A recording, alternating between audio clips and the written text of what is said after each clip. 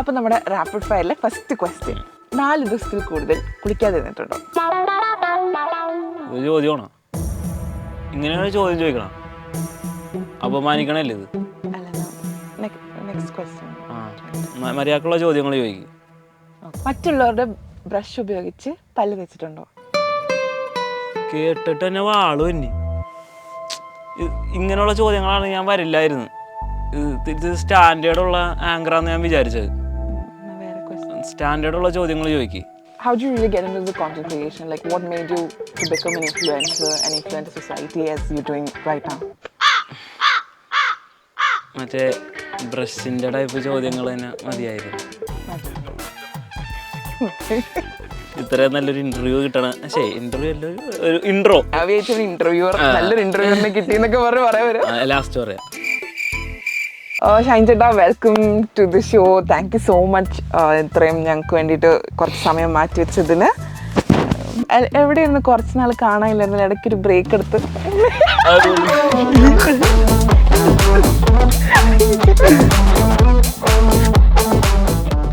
Let's welcome Jasir.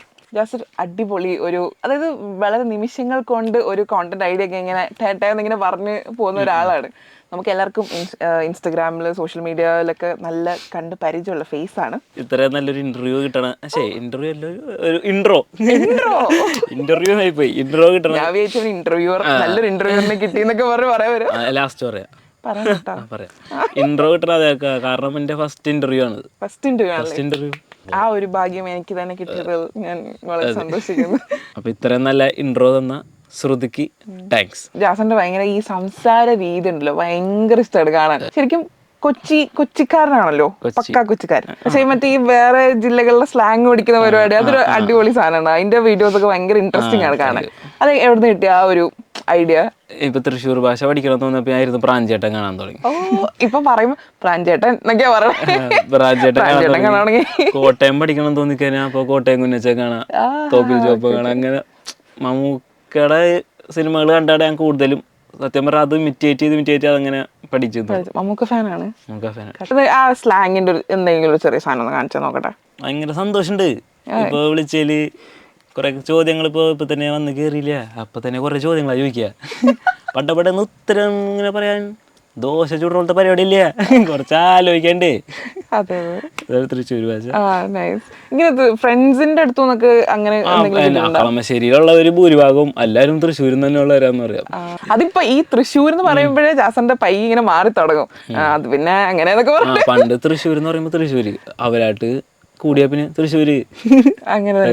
പിന്നെ വേറെ ഒരു സ്ലാങ് കോട്ടയത്ത് എങ്ങനെ സംസാരിക്കാം? എന്നാ പറയാൻ, ഇപ്പൊ വലിയ കുഴപ്പങ്ങളൊന്നുമില്ല കേട്ടോ. അത്യാവശ്യം ഒരു നല്ല ഒഴുകിലങ്ങ് പോകുന്നുണ്ട്, കാര്യങ്ങളൊക്കെ നേരെ നടക്കുന്നുണ്ടല്ലോ, അതിന് വലിയ മനസമാധാനമല്ലേ. അത് കറക്റ്റ് ആ ഒരു സാധനം തന്നെ കേട്ടോ. കറക്റ്റ് ഒരു ആ ഒരു സ്റ്റൈല് വരുന്നുണ്ട്, നാട്ടുകാരനാന്നുള്ളൊരു ഫീൽ വരുന്നുണ്ട്. ഒരു ഫിലിം ഡയലോഗ് എന്നിട്ട് ഈ ഡിഫറൻറ്റ് സ്ലാങ്ങിൽ പറയുന്ന പറയോ? ട്രൈ ചെയ്യാം. ആ KGF ഡയലോഗ്. പ്രപഞ്ചത്തില് അമ്മയെക്കാൾ വലിയ പോരാളി മറ്റാരില്ല കേട്ടാ, അമ്മ തന്നെയാണ് ഏറ്റവും വലിയ പോരാളി, അതിൽ സംശയമൊന്നുമില്ല. എനിക്ക് 8 ഷൂ പോളിഷ് ചെയ്താലാണ് ഒരു ബണ്ണി ഇട്ടിരുന്നത്. ഇപ്പം എങ്ങനെയാണോ എനിക്ക് കറക്റ്റ് ബാക്കി ഡയലോഗ് ഓർമ്മയില്ല. ഇനി കോട്ടയക്കാർ പറഞ്ഞാലോ? എന്നാ ഞാൻ ആരും പറഞ്ഞ വിശ്വസിക്കത്തില്ല, പ്രപഞ്ചത്തിലെ ഏറ്റവും വലിയ പോരാളി അമ്മ തന്നെയാണ്, അതിൽ വലിയ തർക്കമൊന്നുമില്ല കേട്ടോ. 8 ഷൂ പോളിഷ് ചെയ്താലായിരുന്നു എനിക്കൊരു ബണ്ണ് കിട്ടും. നൈസ്. ആക്ച്വലി എൻ്റെ ഒരു ഫ്രണ്ട് ഉണ്ട് ഇതേപോലെ സംസാരിക്കുന്ന ആള്, കോട്ടയംകാരനാണ്. ഇത് കറക്റ്റ് ആണെന്നൊരു എനിക്കറിയില്ല. അത് നമ്മൾ എന്തായാലും നമ്മൾ ഇമിറ്റേഷൻ ഒക്കെ ചെയ്യുമ്പോൾ ചെറിയൊരു പൊടിക്ക് നമ്മളൊന്ന് എക്സാജറേറ്റ് അതെ, ഇല്ലെങ്കിൽ അതിന്റെ ഒരു രസം വരില്ല. പക്ഷെ അത് കറക്റ്റ് ആണ്, അത് കിട്ടുന്നുണ്ട്. എന്തായാലും അടിപൊളി. അത് ഈ ഒരു അപ്പൊ ഈ മിമിക്രി അങ്ങനെയുള്ള സംഭവങ്ങളൊക്കെ ഭയങ്കര ഇൻട്രസ്റ്റഡ് ആണ്. സത്യം പറഞ്ഞ മിമിക്രിയാണ് ഇങ്ങനെ സ്ലാങ് എടുക്കാൻ പഠിക്കാൻ പറ്റിയെന്ന് എനിക്ക് തോന്നുന്നു. ആണ് ശരിക്കും. ഏതൊക്കെ ആർട്ടിസ്റ്റിനെ ഇമിറ്റേറ്റ് ചെയ്യും?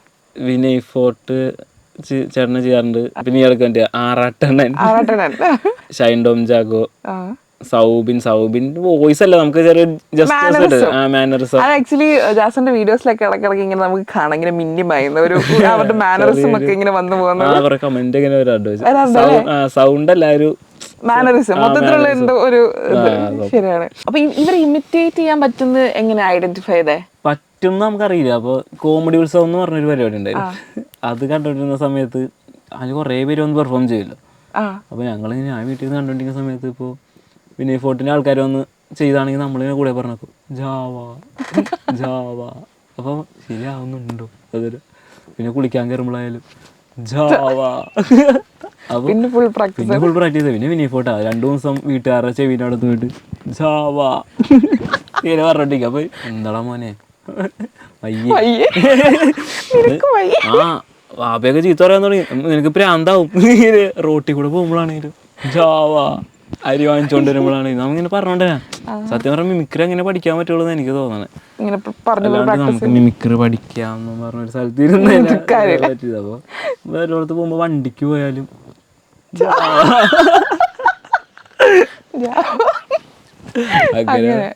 അങ്ങനെ വിനയ് ഫോർട്ടിനെ പഠിച്ചു. പഠിച്ച് തെളിഞ്ഞത് ഞാൻ കാണട്ടെ. സൗബിന്റെ വിനയ് ഫോർട്ടിലെ പ്രേമത്തിലെ ഒരു ക്യാൻറ്റീൻ സീൻ ട്രൈ ചെയ്ത് നോക്കാം. സാറ് എൻ്റെ പ്രശ്നം എന്താന്ന് പറ. എന്താ സാർ? എനിക്ക് എന്താണ് പറക്കാൻ പോണ? അല്ല, എനിക്ക് മുടിയില്ല. എൻ്റെ പൊന്നു സാറ്, അതാണ് ഇപ്പോഴത്തെ പ്രശ്നം. ഞാനൊരു വിഗ് വെച്ചാൽ? എൻ്റെ പൊന്നു സാറേ, സാറൊക്കെ വിഗ് വെച്ചാണ്ടല്ലോ കാക്കല്ലോ ഒരു കയറിച്ചതന്നെ അതെടുത്ത് വേണ്ട വിഗ് വേണ്ട. എനിക്ക് വിനയ് ഫോർട്ടിന്റെ അത് ആ മോഡലിസം കേട്ടപ്പോ തന്നെ എനിക്ക് ചിരി വന്നു. അത് കുറച്ച് നല്ല അതാ ജാവ എന്ന് പറഞ്ഞു പഠിച്ചത് കാണാൻ അത് കറക്റ്റ് ആ ഒരു സാധനം കിട്ടും. ഡയലോഗുകൾ ഇങ്ങനെ വല്ല ഓർമ്മയുണ്ടാവില്ല. അപ്പൊ ഇങ്ങനെ പല ഇഷ്ടമുള്ള ഡയലോഗുകൾക്ക് ആയിരിക്കും ചിലപ്പോൾ ഇവരുടെ സൗണ്ടിൽ പറയണം. അതല്ലേ. അപ്പൊ എന്തെങ്കിലും വീട്ടില് കാര്യങ്ങൾ പറയുകയാണെങ്കിലും കൂട്ടുകാരന്മാർ നാളെ എന്റെ കൂടെ ഒന്ന് മറൈൻ ഡ്രൈവ് വരും. വരാട്ടാ ഇപ്പൊ വരാട്ടാ സൗകര്യ പോലെ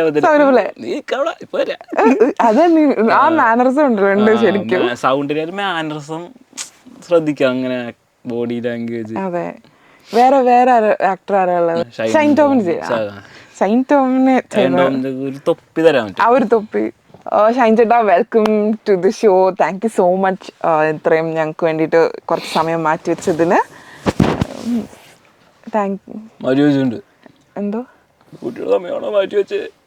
അതെ, എന്റെ സമയം ഞാനും മാറ്റി വെച്ചില്ലേ? അതെ. എവിടെ ഇരുന്ന് കുറച്ച് നാൾ കാണാനില്ലായിരുന്നില്ല, ഇടയ്ക്കൊരു ബ്രേക്ക് എടുത്ത്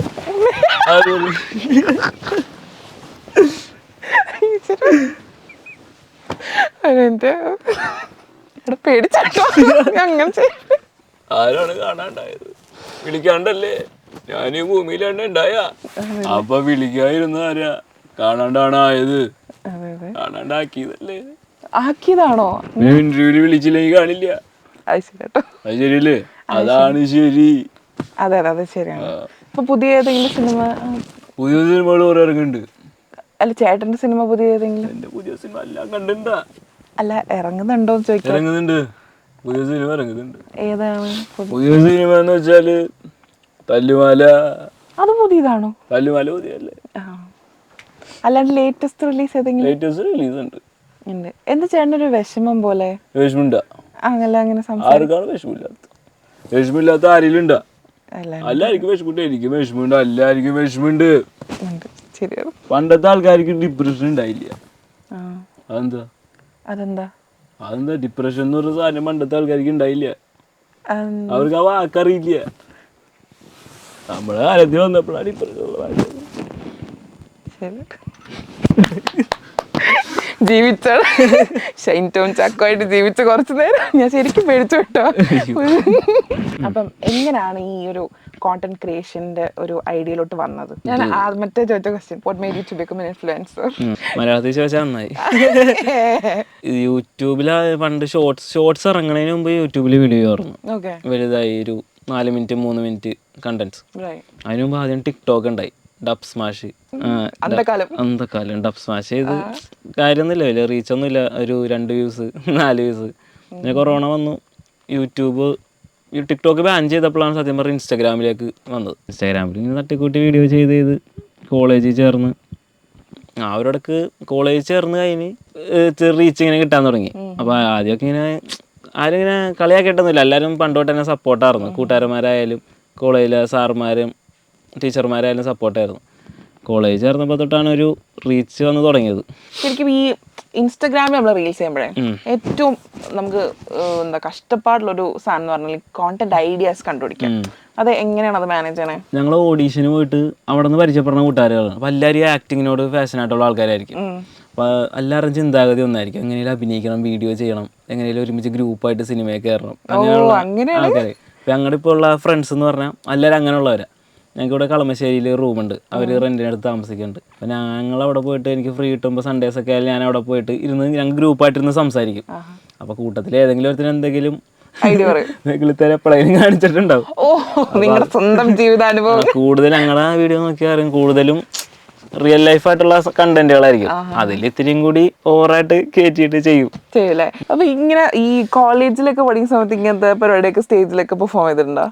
ഒരു തവണ കൾച്ചറൽസ് എന്ന് പറഞ്ഞ പരിപാടിയുണ്ട്. ഞാൻ ആൽബർട്സിലാണ് പഠിച്ചത്. അപ്പൊ എല്ലാ വെള്ളിയാഴ്ച അവിടെ കൾച്ചറൽസ്, അപ്പൊ അവിടെ ഇതുപോലെ ചെയ്തിട്ടുണ്ട് മിമിക്രി. ഒരു സെറ്റ് ഓഫ് ഫ്രണ്ട്സ് ഉണ്ടല്ലോ കൂടെ കോണ്ടന്റ് ഒക്കെ ക്രിയേറ്റ് ചെയ്യാനായിട്ട്. അവര് നിങ്ങളെല്ലാരും സിനിമയിൽ കയറുന്ന ആഗ്രഹമുള്ള ആൾക്കാരാണെന്ന് ഓൾറെഡി പറഞ്ഞു.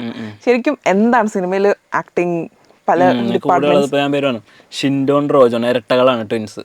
അവര് ഒരാള് റൈറ്റർ, ഒരാള് ഡയറക്ടർ. അല്ല അതാണ് അവരുടെ ചെയ്യാൻ സ്ക്രിപ്റ്റ് ഒക്കെ എഴുതിക്കൊണ്ടിരിക്കുകയാണ്. പിന്നെ എൽദോസ് ആക്ടർ, ഫസീൽ ആക്ടർ, പിന്നെ ആക്ടിങ് അല്ല എൻ്റെ കൂടെ ഫ്രണ്ട്, ബെസ്റ്റ് ഫ്രണ്ട് അതുൽ. അങ്ങനെ അങ്ങ് ഒരു ഗ്യാങ് ഉണ്ട്. അതൊരു സിനിമയുടെ ക്രൂ ഫുള്ളായിട്ട് റിക്രൂട്ട് ചെയ്യാൻ പറ്റുന്ന ആൾക്കാർ കൂടെ മേഖലയിലും കൈകടത്താനുള്ള ആൾക്കാരുണ്ട്. അടിപൊളി. അപ്പം ജാസൻ എന്തായാലും ആക്ടിങ് തന്നെയാണ്. എനിക്ക് ആക്ടിങ് ഇഷ്ടമാണ്. പിന്നെ ഇതുപോലെ സ്റ്റോറി ഉണ്ടാക്കുക. എഴുതോ? സ്റ്റോറി എഴുതും ത്രെഡിൽ. Okay right. അങ്ങനെ അപ്പൊ അത് പയ്യെ ഇങ്ങനെ സ്ക്രിപ്റ്റ് റൈറ്റിംഗിലോട്ടൊക്കെ ഇങ്ങനെ എത്തിക്കണം അല്ലേ? ശരിക്കും ചെറിയ കുഞ്ഞു പയ്യനാണ്. കണ്ടാൽ പെട്ടെന്ന് അങ്ങനെ പറയില്ലെങ്കിലും ഞാൻ ഇപ്പോഴാണ് മനസ്സിലാക്കുന്നത്. ഇപ്പൊ കോളേജ് കഴിഞ്ഞ് ഇങ്ങോട്ട് ഇറങ്ങിയത് ഇപ്പൊ പാസ് ഔട്ട് ആയതല്ലേ ഉള്ളൂ? ഒരു കൊല്ലം ജസ്റ്റ് 1 year ഫ്രഷ് പീസ്. എന്ത് ശരിക്കും ഇപ്പൊ എന്താ ചെയ്തോണ്ടിരിക്കുന്നത്? കറന്റ്ലി പ്രൊഫഷൻ എന്താണ്? കണ്ടന്റ് ക്രിയേഷൻ പിന്നെ അല്ലാണ്ട് വർക്ക് ചെയ്യുന്നുണ്ട്. ഇപ്പൊ എങ്ങനെ ഇത് രണ്ടും ബാലൻസ് ചെയ്ത് കൊണ്ടുപോകാൻ പറ്റുന്നുണ്ടോ? കണ്ടന്റ് ക്രിയേഷനും ബാലൻസ് ചെയ്യാൻ കുഴപ്പമില്ല. അത് ഇഷ്ടമുള്ളവർക്ക്. അതെ, അതുകൊണ്ട് എക്സ്ട്രാ ടൈം ഇല്ല. അത് കണ്ടന്റ് പറഞ്ഞാൽ നമുക്ക് ചിന്തിക്കാം. ഏതൊരു ഇത് തന്നെ ആയതുകൊണ്ട് എന്തെങ്കിലുമൊക്കെ ആയിട്ട് എവിടെയെങ്കിലും സ്റ്റോക്ക് ഉണ്ടാവും. അതെ. നാട്ടുകാരൊക്കെ എന്താ എങ്ങനെ റിയാക്ട് ചെയ്യണേ? ഇപ്പൊ വീടിന്റെ അടുത്ത് കൂടെ ഒക്കെ പോകുമ്പോ പിള്ളേര്, ചെറിയ പിള്ളേരില്ല, അല്ല വലിയ ആൾക്കാരും വീഡിയോ കാണാറുണ്ടാകുന്ന പിള്ളേർക്ക്. അപ്പൊ നമുക്ക് ഞാൻ അത്രയൊക്കെ ഉണ്ടാ ചേട്ടൻ ഫോട്ടോ എടുത്തോണ്ട് ഇതൊക്കെ ചോദിക്കുമ്പോ മോനെ ഞാനോ അടിപൊളിയാണ്. പക്ഷെ നമുക്ക് പെട്ടെന്ന് നമ്മ അത്ര ആയോ എന്നൊരു സാധനം. പിന്നെ 70K ഇന്നാണ് 70K. നമുക്കിത് പോകുന്നതിന് മുമ്പ് ജാസ്തി ചെലവ് ചെയ്തിട്ട് പോകുള്ളൂ. ഇത് പിന്നെ ഞാൻ ചോദിക്കട്ടെ, ഈ ഇൻസ്റ്റഗ്രാം ഇൻഫ്ലുവൻസേഴ്സിനൊക്കെ ഭയങ്കര പൈസയാന്നാ പറയുന്നത് പൊതുവെ.